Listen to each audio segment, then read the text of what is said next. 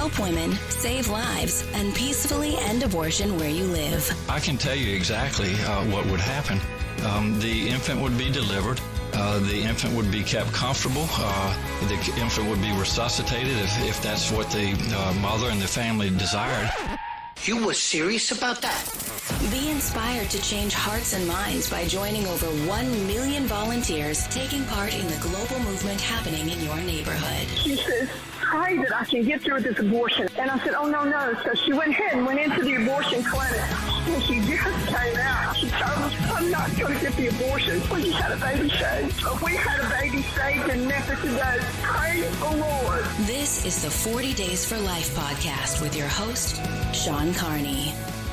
Hello, and thank you for joining us today on the 40 Days for Life podcast. I'm Sean Carney, the president of 40 Days for Life, and your host for this podcast, which is dedicated to helping you end abortion where you live. And today we are going to have a great episode. We'll have one of our attorneys from the Institute of Law and Justice, a former DOJ attorney, and somebody who knows, could represent you one day. Hopefully not, but a great addition to our team. We are going to discuss some legal issues, some positive things going on in our country, some negative things going on in our country, and also brisket, as sometimes will show up on this podcast. We will cover some brisket and give some different views on that.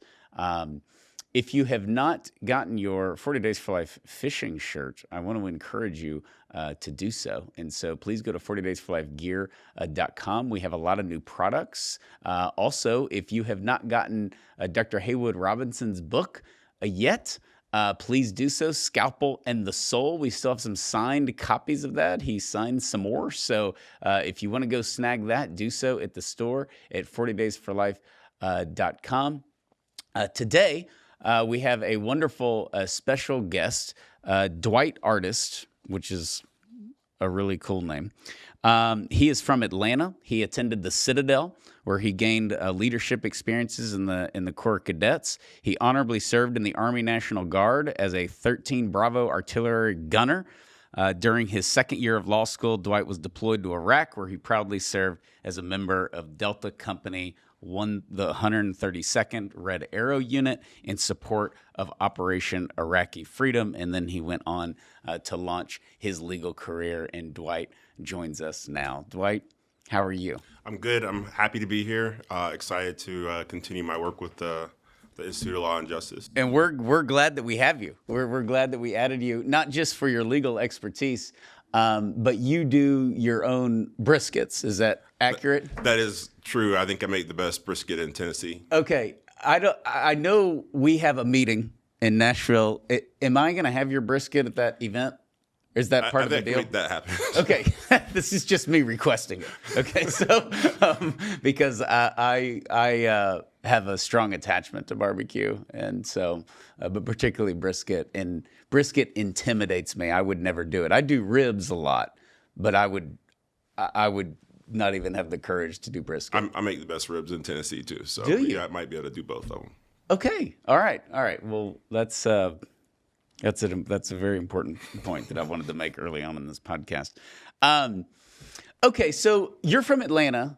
Did you grow up wanting to be a lawyer? Was your dad a lawyer? How did you end up a lawyer? I'm actually a junior. Okay. My father was a lawyer. He was a lawyer for Bell South for about 18 years. So being a junior and having a father who was a lawyer and who was very good, it made me certainly want to be a lawyer. Okay. I didn't know that. I didn't know your dad was a lawyer. And you grew up, you're Baptist. Well, right now I'm more evangelical, but I grew up in a Baptist church. Okay. Awesome. In Atlanta. That's fantastic. We need more good Baptists. I'm from Baptist country. I'm from East Texas. And so the Baptists there, they didn't mess around. So law was kind of a natural progression for you. When you got out of law school, did you go to a firm? Were you a defense attorney? Did you go right into being a prosecutor?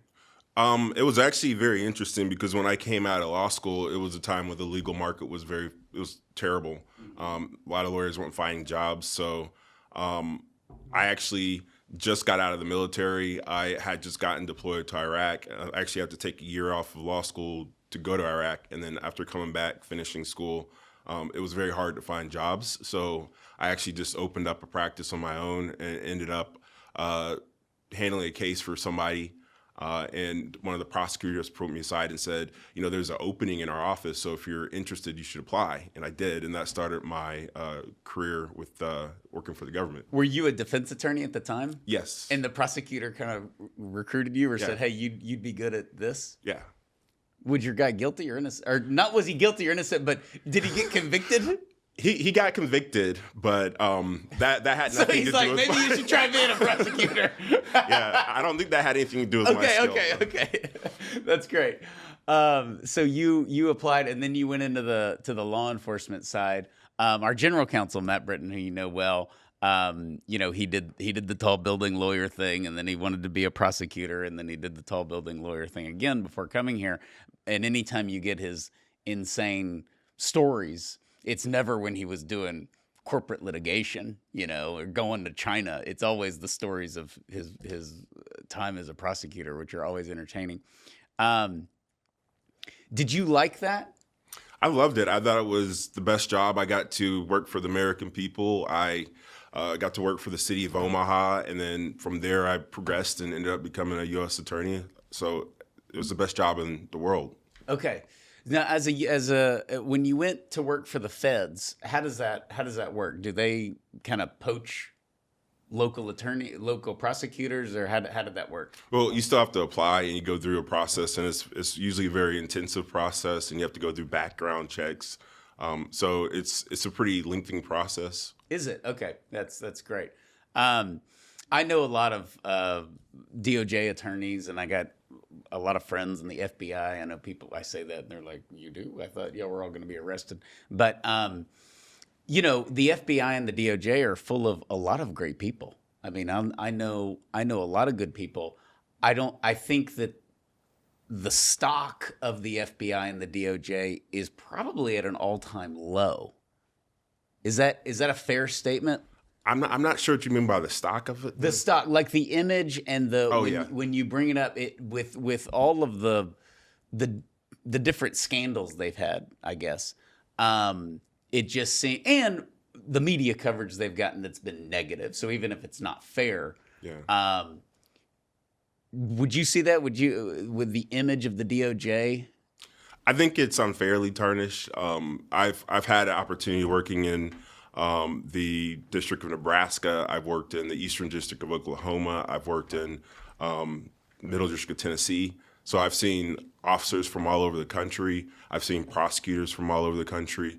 And my experience is that the vast majority of these officers and attorneys are extremely professional, and they care about the country, and they also care about doing their job for the American people. And they do a fantastic job for the vast majority of them. But that's just with anything. You're going to have some outliers, people who are not what you expect them to do. Yeah, and also, I find we can say, the DOJ's targeting Christians. They're targeting pro-lifers. They've never really done that. 40 Days for Life's had a great relationship with the DOJ since we launched in 2007. Great relationship under Bush, great relationship under Obama, great relationship under Trump. And even at the start of the Biden administration, we had no real issue. When they started basically bothering us or harassing us, and then, of course, we have the whole Mark Houck case, which we've done a lot of podcasts on. I have found that while we may be frustrated, and I am, that I'm not as frustrated as the good people that are within the DOJ. Right. It's like, your own. Nobody gets more upset at lame Catholics than Catholics. Right. No one gets more upset at your own family, when you embarrass the family than your own family. And I think that's consistent. And I know, a number of a good friend at the FBI, he's going to kind of stick it out. I had a buddy who was a U.S. attorney, and he quit. He just is like, it's just weird what's going on, not in his division, but elsewhere. Yeah. And I think that's bad for the country, because my worry is that we will lose good men and women. I know you left the DOJ to come work for 40 Days for Life, which we're extremely grateful for, by the way. But that you're a good soul and a good lawyer, and you left. Do you sense, since you know so many great people, that that'll become an unfortunate trend? Well, I hope not, because I do think that the Department of Justice is the best law firm in the country, and I think that they have some of the best, most talented lawyers, and I was honored to work there as long as I did. So I hope not, just for the sake of the country, because we need those good lawyers there in law enforcement. So I hope not. For me, it was my time to leave, but I enjoyed my time and my service that I did to the country. So yeah, and I when I say that to people, because it's easy, everything gets so politicized so quickly. They're like, Biden's DOJ, and of course, people have been working there for 20 years. You're like, Biden's DOJ, but the cynicism is dangerous. And here we are, we're suing the DOJ, but I find myself like talking people off the ledge. I gave a talk the other night, and I had a guy who's fed up with the government and, upset and all this about the DOJ. And he's like, why are you so optimistic with the FBI and the DOJ? And my answer was what we're talking about, because I know a lot of those people. Yeah. And you just can't say something that big is corrupt. There's corruption, or there's parts of it that have been compromised, I guess we should say. But that's number one, what you get with any bureaucracy. And you're just always going to have abuse of power. Right. That's just the way it goes. And right now it's targeted towards us, when we're fighting it. But I don't write them all off. And I think it's dangerous to do that. Right. I agree. Yeah. So,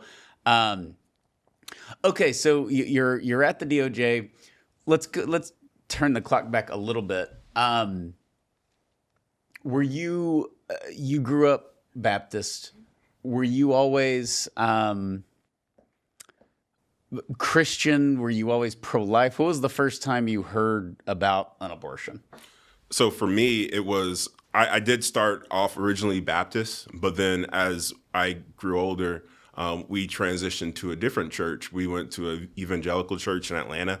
And now it's like a huge mega church, and it's got thousands of people and multiple campuses, but we were one of the original families in that church. Oh, cool. And it was strongly pro-life, and we just grew up with that background. And, to me, that was a formative time in my life back in middle school when, I was at that church.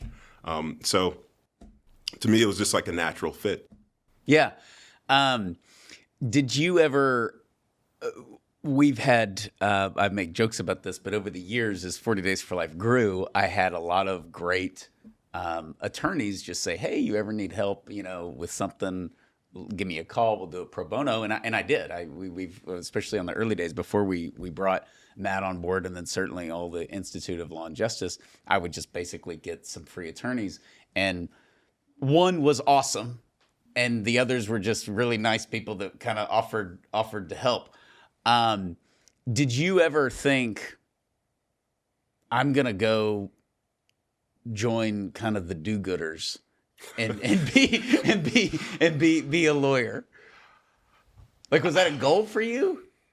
I think, because you're mid-career. Yeah, I think you're my age. Yeah. For me, I think my whole goal was always to be, to work in the government. Like, I always wanted to just work for the United States. I wanted to be either a prosecutor or maybe a politician at some point. So it was always my goal. Is that like a let's go get the bad guys attitude? Yeah, I think so. I think it's fun. Growing up watching Batman, and I just wanted to be a superhero. You served our country. Thank you for your service. You served in Iraq, and then you come back and you're like, I want to be a prosecutor.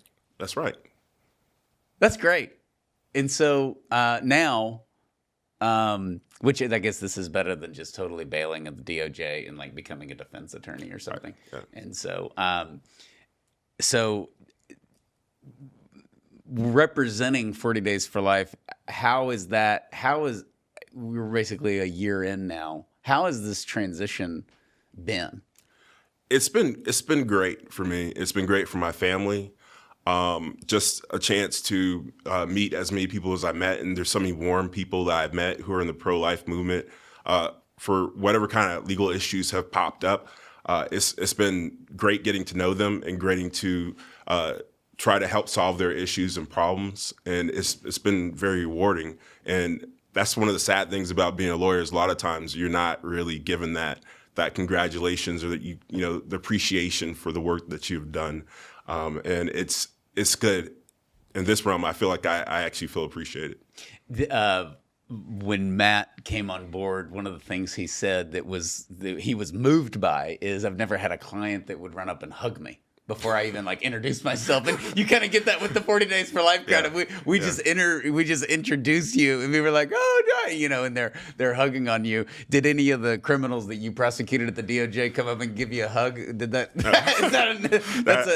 No, I don't think so. I had victims, families of victims come up to me, and there have been especially murder victims, and so that's always a rewarding aspect. But still, it's a very tough job.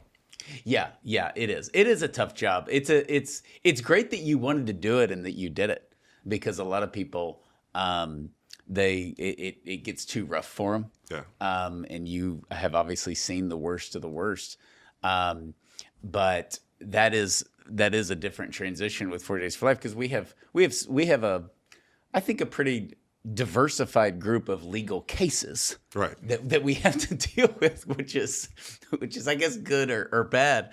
I told when we launched the Institute, you know, we had overwhelmed all these other firms and stuff, and we needed more in-house counsel, and I was hoping that it's like taking an umbrella and then it's definitely not going to rain, or washing your car and then it's definitely going to rain. So I was hoping we'd hire all these lawyers and then all the legal issues would go away. Y'all could just sit in a room and play poker and hang out. And that has not been the case. No, that's not the case. Yeah, we've got a lot going on. When you say this has been good for your family, what do you mean by that? Well, I mean, I live in Nashville, and I don't know if you're familiar with Nashville traffic, but Nashville traffic's not great. So getting a chance to work for home or work in home, I get to see my children when they come home. So that's been great. And I do travel quite a bit. So that part's not fun, but that part of the 40 Days for Life thing. Yeah. It's that the traveling's not great, but you know, it's we have to blame our leaders and volunteers, because they're the ones that want to keep doing this and spreading it around the world, and we're making us travel. But we appreciate it. It's a good problem. We definitely appreciate it. But yeah, it's been great so far. And just getting to see the kids, and you know, my wife being very proud of me for the work that I'm doing. She's very supportive. That's great. Yeah, that's great. How many kids do you have? 3. What are the ages? So I got a 3-year-old who's my youngest son, and then my daughters. So okay, that's great, awesome. What do you see as, now that you're kind of ingrained in this? What do you see are legal challenges potentially in the future? I'm still seeing a lot of border zone or bubble law type issues, and there's a lot of trespass issues. There's a lot of stuff that's coming from Planned Parenthood. I'm seeing their tactics are tending to change. So we're just having to be very elastic and able to respond to new challenges that we're facing. Yeah, and by the way, if you have a legal challenge, I know we put it on the screen, but it's legal at 40daysforlife.com, legal at 40daysforlife.com, and I know legal at 40daysforlife.com is busy. The buffer zones, I just feel like we launched this in 2007. This has just never gone away. Is it never going to go away? I hope so. I mean, we're working at it. The more issues come up, the more appealable they'll be, and there'll be avenues hopefully for changing those laws. Yeah, and we got an update recently, from Matt. We won in Westchester the first provision. I think we'll win the second one. Hopefully that'll go to the Supreme Court. That has a shot at overturning Colorado v. Hill, as you know, which would end all buffer zones. We have a great Supreme Court.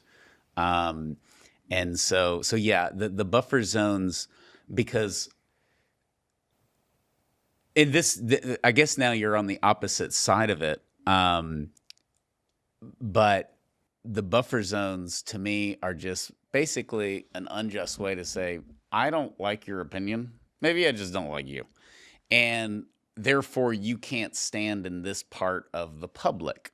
So the worst example of this is in Scotland, where like by name they've banned 40 Days for Life. So if you want to go out and say, I'm gonna sell, they eat these they fry Mars bars in Scotland. Did you know that? I did not know that. I'm not a huge sweet fan, but Me neither. Maybe I'd give it a try. I like fried stuff. Yeah, I do too. Like they had like fried okra, but they fry Mars bars. So if you're going to go out and sell the fried Mars bars, in that area, you can do it. But if you do it and you're like wearing a 40 Days for Life t-shirt, that's how they want to ban you. So it's just total discrimination. But here in the U.S., I mean, it's all we want one side to be totally silenced. And I did this interview with the Washington Post. And I spoke at the UK March for Life, okay? And I give them a little talk, and then there's a march. So I'm walking, and the Washington Post reporter walks with me. And she was very nice. And their buffer zone battle was like at the height when I was there. So this lady ran up with her British accent and just cussed me out. She dropped like 3 or 4 F-bombs. And I think her departure words were F you. But you know how, because they have the British accent, it still sounds like they're being nice. Oh, yeah. You were Downton Abbey, weren't you? I saw you somewhere in one of the episodes. And so it was like, it's kind of funny. I was like, Yeah. I wish my teenagers could have heard that, because they're just like, it's kind of funny. I wish that I get cussed out that way. Yeah. It's like, you really are good at pronouncing the words. Yeah, appreciate it. And the Washington Post lady said, well, should she be banned from free speech? And I was like, no, that's the point. Yeah. She can walk up and say, I hate your talk, F you, and I'm not allowed to give my talk. She's allowed to hate it or like it and voice her opinion. She wasn't threatening me or anything. She just said F you, and which is good for me to hear from time to time. So that reporter was like startled. She's like, you really believe, And I said, but this is the difference. And we got it from y'all. We got it from England. Right. And they're butchering it. And now it's coming over here. When you were at the DOJ, is free speech something that kind of gets old because people do stupid, illegal things and say free speech? Well, to be honest, in my role in the Department of Justice, I wasn't really dealing with free speech issues. I was more dealing with drugs and guns and things like that. Okay, well, that's more exciting. It is a little more exciting. Now you have to do we don't have a lot of drugs and murders at 40 Days, thankfully, but we do have free speech stuff. So you're getting you're definitely getting your fill. So you think the buffer zones are the biggest threat to free speech? Yeah. Do you see a world where we have the Mark Houck case? Do you see a world where that becomes more frequent? Or was that... With the FACE Act being used, yeah. The FACE Act was asleep, right? Yeah. Nobody even knew it existed. Yeah.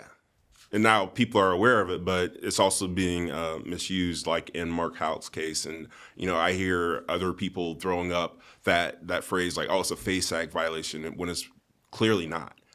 Just as in Mark Houck's case, that was clearly not a FACE Act violation. So, it's possible that people will continue to say that there are FACE Act violations. Like, I know there was one in Tennessee. Yeah. They were in Nashville, right? It was actually Mount Juliet, which is very nearby Nashville. But in that case, they were convicted. But they were violating the FACE Act. That's correct. And I talked to a group in Nashville. People get mad at me for saying that, but that's... Don't break the law. You know the law. Yeah, don't break it. Yeah. So I don't see that as being a continued issue, because I do think, especially not with 40 Days for Life, because we don't do that. We're peaceful. Right. So that is not something that I see being an issue with this organization. But I mean, it's possible that it'll continue showing up, but it might be a righteous prosecution at that point if it's somebody's actually violating the law. If somebody's violating it, I also think that, and I've said this because when Mark Houck when his house got raided, we lost volunteers. I mean, people were fearful because they think, well, that's going to happen to me. And I maybe I'll be proven wrong. Maybe I'll get raided in the morning, but I don't think that's going to be a normal thing. I think that they really screwed up, right? Yeah. And we're going to try to make them pay. But that, to me, ignoring the letter saying, hey, he'll turn himself in and all that, and actually showing up, with guns and everything, I don't see that happening to multiple 40 days for life. No. And that's where the cynicism or the anger against the DOJ and the FBI needs to be on a bit of a leash. Right. Because then you're going to walk around, they're following. And I know pro-life people, they're like, I'm just waiting for me to get raided. And it's like, I don't think they're raiding you. No, probably not.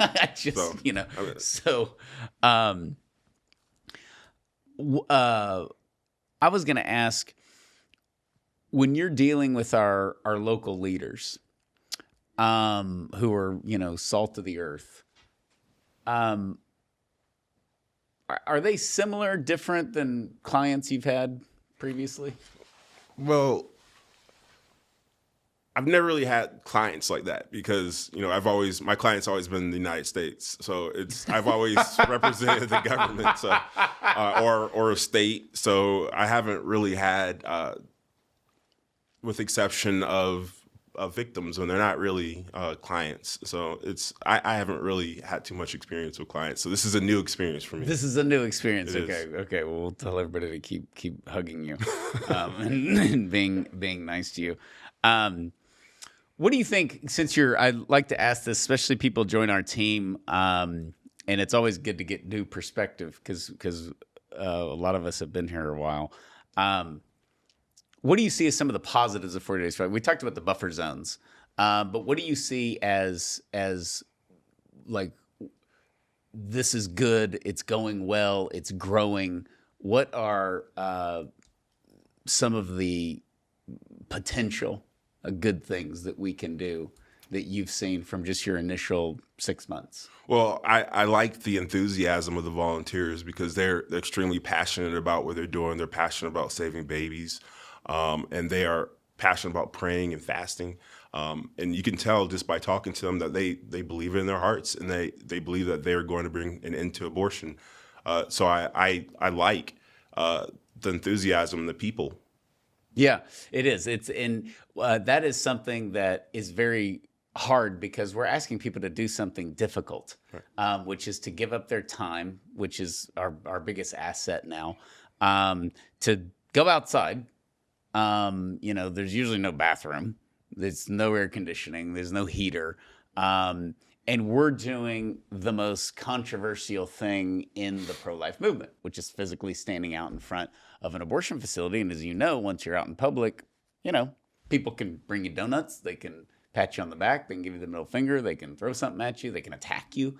And yet the enthusiasm of our volunteers, particularly in a post-Roe world, is just at an all-time high. Yeah.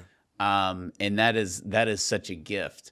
Now, I think that the attention that we've gotten in a post-Roe world has been more negative, certainly on the political front, and even with 40 Days for Life, we're kind of seen as the enemy. And the only other time that it's been like this, is, in my opinion, is 2017. Once Trump got elected, basically, if you were viewed at all as being with him, so that would have been the pro-life because he was the pro-life candidate. That's really when our prosecution, the crazies coming out throwing stuff at us. Nothing from law enforcement. That's probably the height of our great relationship with the DOJ. Frankly, is when we started getting attacked in 2017 because they were like, "You love Trump," and they throw something. And we had a number of things, 17, 18, 19. Maybe that's the country. Everything was just elevated because people either loved Trump or they absolutely hated him. But that went away.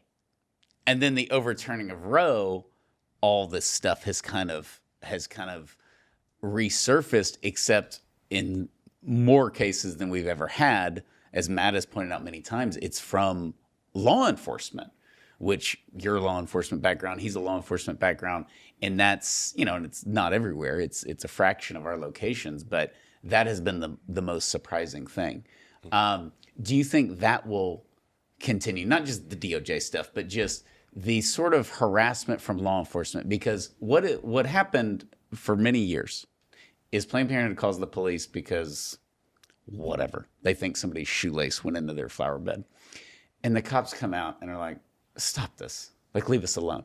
And the local law enforcement ends up resenting the Planned Parenthood workers because it's just like, you're bothering us. There's no threat. That guy didn't do anything, and they're kind of harassing us.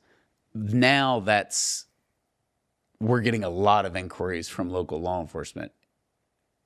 My assumption is that it's in response to Roe being overturned. I'm not sure about that. I don't know if it's really in response. I know a lot of times the officers, when they get a call, they have to show up. They respond. So there are a lot of calls that are coming. I don't know if it's because of Planned Parenthood volunteers are just making more phone calls. So I'm not sure what's actually drawing them out there, but they do have a responsibility to respond. That's what I mean, not the officers. I mean that the Planned Parenthood people. So because what happens is the cops get frustrated and they're like, okay, we're kind of ticking off the cops and we're not going to do it. But once Roe was overturned, they're like, we're victims again. And that's one of my hopes with our relationship with local law enforcement, that we'll just stand there, we'll be peaceful, we'll be quiet, we'll respond in silence to the yelling or whatever. And when they call the cops will naturally... They'll show up, but they'll see clearly who's causing the issues. And they're not going to like showing up. It's taking time away from them. They could be responding to something way more important, or even, who knows, maybe just doing paperwork, whatever responsibilities they have to do. And unfortunately, they're being pulled away from that. And they're making these calls to ridiculous charges that are not actually charges. There's no violence there. We're not causing any issues. So okay, and I know we're gonna wrap up soon, but what do you say to 40 Days for Life volunteers or leaders? Because we've said this a million times. We are expanding our legal team because it's needed to protect our mission. That's the point. It's not lawyers for the sake of lawyers. It's to protect our mission. And you're a tremendous gift to the organization because of your background, and Matt's background, and April also is a prosecutor. We need these prosecutors. What do you say to people? You said your client was the United States of America, so which is like, when you said that, I got scared. And we're here for you. So you're, which is the people. Yes, that's the United States of America. So the people that are part of 40 Days for Life, what do you say to them to encourage them when they say, I'm fearful of law enforcement. I'm fearful of going out. Like, I'm freaked out by the Mark Houck case, or I watch too much news, and I see all the headlines, and, I'm scared of the DOJ. I'm scared of my government. What do you say to them to sort of talk them off the ledge?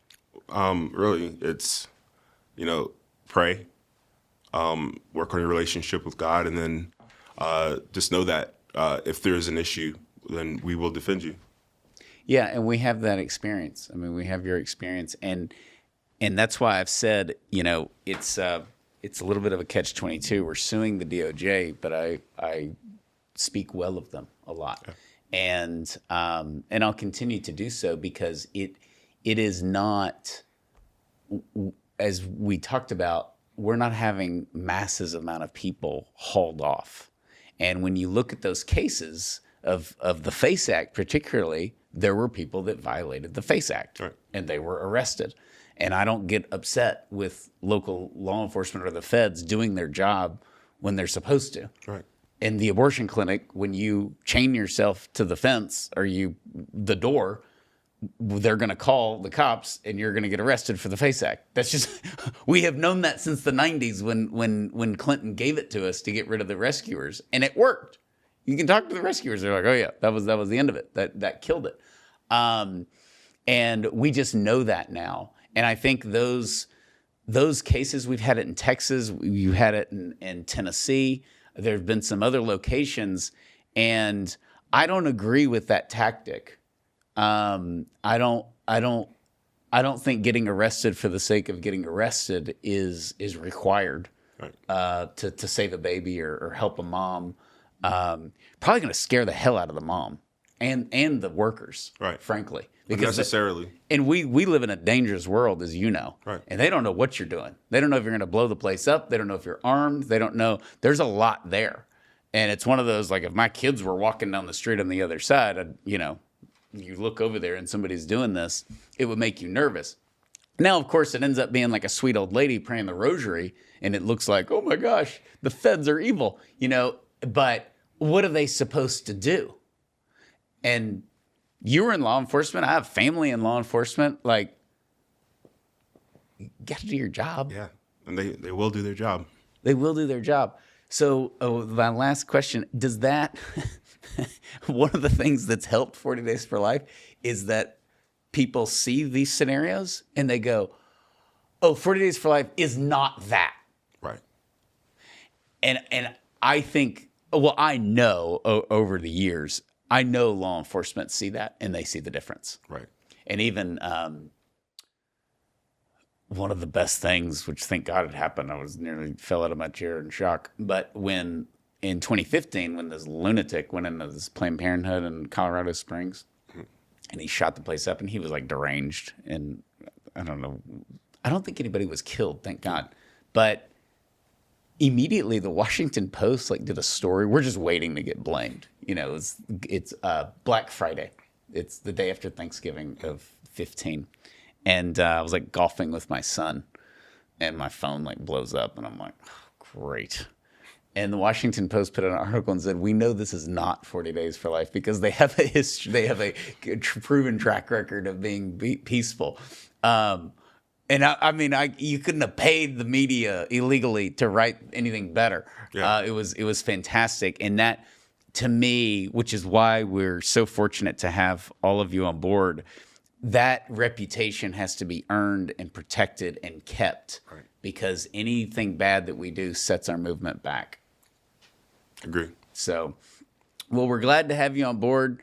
Do you do a rub on the brisket, or how do you salt and pepper, the Texas style? The Texas style. It is salt and pepper. Yeah. You were given bad information last night at dinner. I'm not giving my secrets. I was not going to embarrass the person who told you that it's not just salt and pepper. Texas brisket is just salt and pepper. And there's kind of a mob down here of you do sauce it or you don't. And I'm a sauce guy. I rap, so I don't sauce it. But okay. I'm not going to give all my secrets. So. Do you make your own barbecue sauce? No, I used to. I've done it before, but it's been a long time. I did a Carolina kind of gold style barbecue sauce, a little different. Not great for brisket though. No, that's more pork. That's wussy sauce. No, it's good for pork. Okay. It's good for pork. You got to try it on pork. Okay, so. Yeah, I don't like the Carolina barbecue. It's just like Texas style. Grandma's roast. Yeah. The Rudy's barbecue sauce is the best, I think, in the world. I've made my own sauce. It was very spicy intentionally, and my wife's like, you can't, you're the only person that can eat this. And all our kids like spicy food. And Mary Lisa likes spicy food, but it was too much. I didn't know if I was going to wake up the next day. I was like, this may kill me. I'm going to pass on that barbecue sauce. I was almost proud of myself. I'm going to make myself sick on barbecue sauce. This is pretty impressive. So I look forward to having the brisket. And I look forward to coming to Nashville for the symposium. By the way, speaking of Dwight being from Nashville, we will be in Nashville for the leader training. And if you're not a leader, you don't get to come. And it's one of the great reasons to consider being a leader is to attend our national symposium where we move it around. It is in Nashville this year, and it is going to be fantastic. You'll hear from all of the Institute of Law and Justice. We'll have a lot of our lawyers there for some legal training. Steve and I will cover a lot of different topics. Heather Gardner will be there, so be sure to join us in Nashville and put it on your list if you're not currently a leader of one of the great benefits of leading a 40 Days for Life campaign is you get to come to the symposium. So it's a great time. I want to thank Dwight once again and appreciate your service to our country and now your service to the unborn and to women. It's fantastic to have you on board. Please rate, review, and share this podcast. And remember, if you have any legal issues, email us at legal@40daysforlife.com, legal@40daysforlife.com. If we put that on there and we tell you to use it, we won't have any legal issues. And so that's why we're doing it. Thank you. God bless you. And we will see you next time.